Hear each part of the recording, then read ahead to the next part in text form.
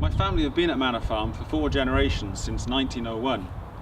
The family legend is that my great-grandfather was the first man to bring livestock through Severn Tunnel on the railway.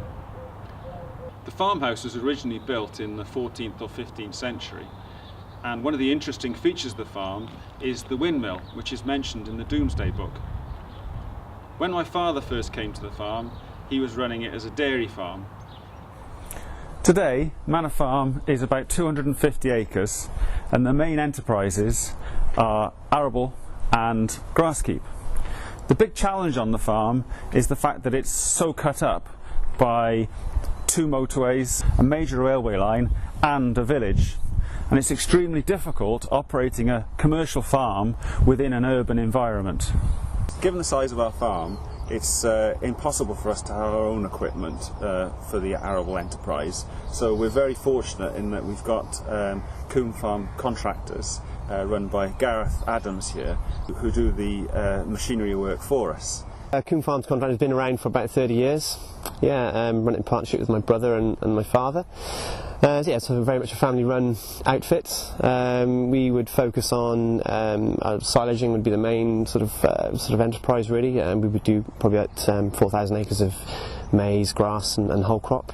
But we also do sort of stubble-to-stubble contracts, so everything that entails, which is what we do in conjunction with Nick on Manor Farm. We would focus on being good communicators within the community and priding ourselves on having a good relationship with all local farmers. Well, one of the hardest parts of being an agriculture contractor is obviously you can't control the weather. So when the weather is fine, the phone goes red hot, and everybody wants you at the same time. So the way we work around that is to have enough big, up-to-date machinery that is reliable.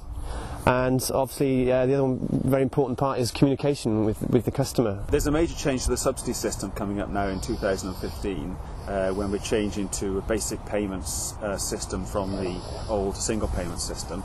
And as far as we're concerned, that's thrown up one major issue, and that is that because we're cropping more than 30 hectares of arable ground, we have to grow 3 crops. Now at the moment we have 1 crop on the whole farm. Yeah. Now clearly this is going to have a lot of implications as far as how we actually use your services. I mean, at the moment, we come down here, we treat it all as 1 crop, so it's one. You cultivate the land, you drill it with the same seed, all the fertiliser and spray requirements are all the same for all the fields. Logistically it makes sense.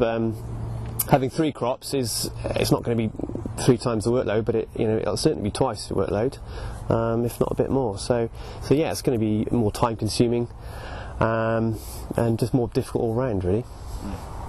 Green & Co have been our accountants for as long as I can remember.